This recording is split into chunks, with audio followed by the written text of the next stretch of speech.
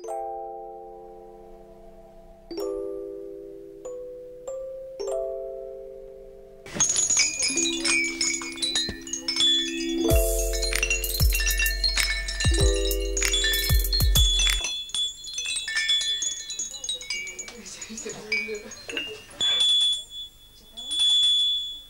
yra vokiškas, va.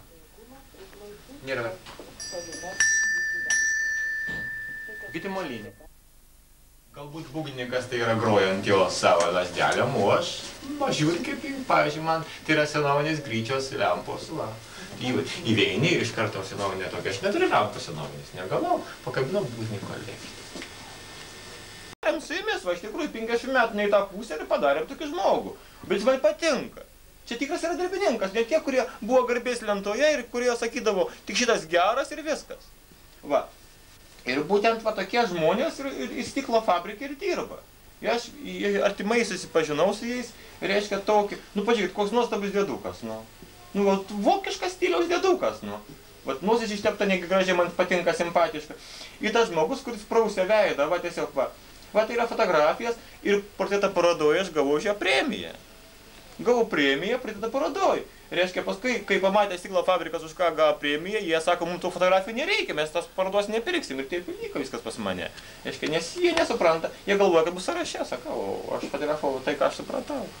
Kaip aš mačiau juos. O kad jie buvo blaivykla kažkoks vienas kitas, reiškia, ir jie iš karto buvo blogai, šitą nežinojau. Tik tai aš galvoju vieną vertus, kad vis tik tai fotografo tokia dalia nelengva ir supranti, aš nueinu tos žmonės fotografuoti ir šalia dirba daug metų saslenkėjimo nugalėtojas. Ir ateina fotografas ir to nugalėtoją jau nebefotografuoja. Jau fotografuoja kitą, šalia stovintį, kuris yra visada blogas. Supranti, ir tam darbas iš rankų krenta, viskas, nu, supranti, jis nesuvokia, kas tas yra. Kodėl dabar mane fotografavo, atėjo daug metų daug, o ateina kažkoks tai Bagdonavičius ir fotografuoja tą alkoholiką.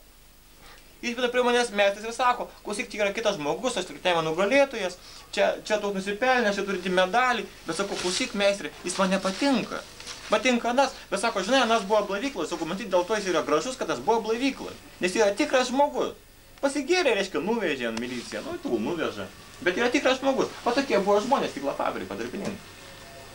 O premija buvo gera.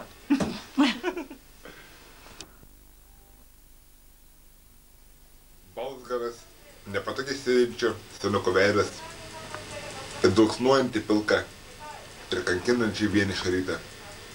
Prie išvietės sienos pavargusios, daug ką regėjusi, dabar jau vis vienas apankančius akis. O plinko tartum nebūtėjai ištirpsintis nelyginant, kontūrai žmonės, kažką turbūt perkantis, kažką stinkantis, o galbūt kažkada kažkur vis dėlto belaukiant. Čia šitie paskutiniai šitie pasakymai, va šitie va.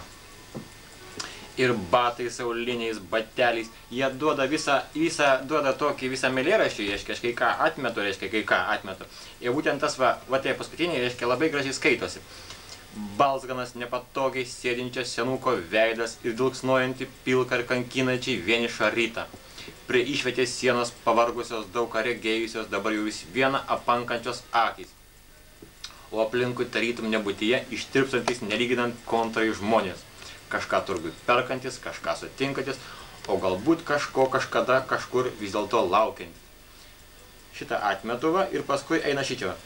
Ir grublėtos, bet tinko nubyrėjusios ir gūdžia senatvė, vienas kažkaip keistai primenančios plytos.